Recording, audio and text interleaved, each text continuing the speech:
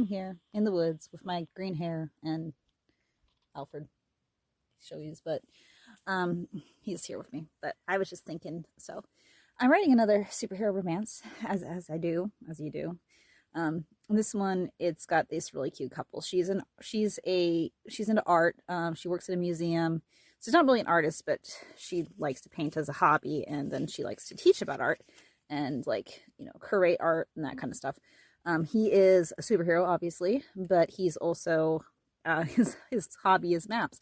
And so I'm writing this scene. Like the first scene, he meets her, and he's really impressed by just how she sees the world and how she sees beauty in things and the way she talks about art, and he really likes it.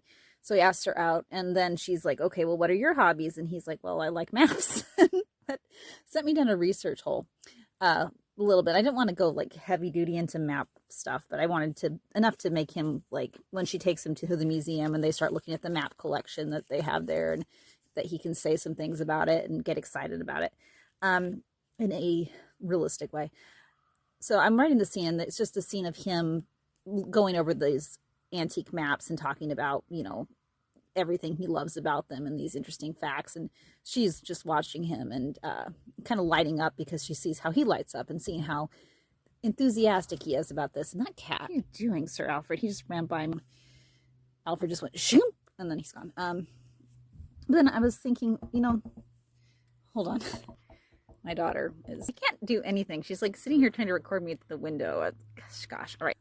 This video has completely gone off the rails. But my point is that it made me think that the purpose of two people falling in love, or two people well, not the purpose of people falling in love, but the purpose of a romance, what I like about it is the connection of seeing somebody light up when another person lights up, when learning about them, about learning what their passions are, and then taking that into yourself, and this, because they're enthusiastic about something, even if it's something you don't personally find interesting, that it's cool or it's wonderful or it's amazing to you because they're starting to be amazing to you. And I was talking to my husband about that.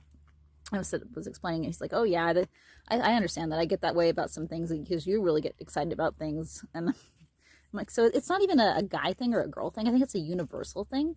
And that's what connection's about. And I think romance gets put aside as being about, sex or sexual attraction, which obviously that is a part of it. I'm not going to lie to you. But it's kind of about learning to connect with and see the beauty of another human being in a way that makes them precious to you and makes them special to you. And I like exploring that. And I think that needs to be, seen, because that's what's important, Oh, by the way, do you like my green hair? I think it turned out okay, don't you?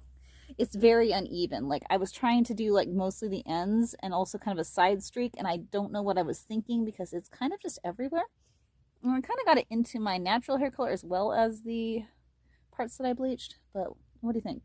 Let's listen there. Do I look... I accidentally dyed my ear. It washed off. This doesn't stay on the skin as long as you're just in hair.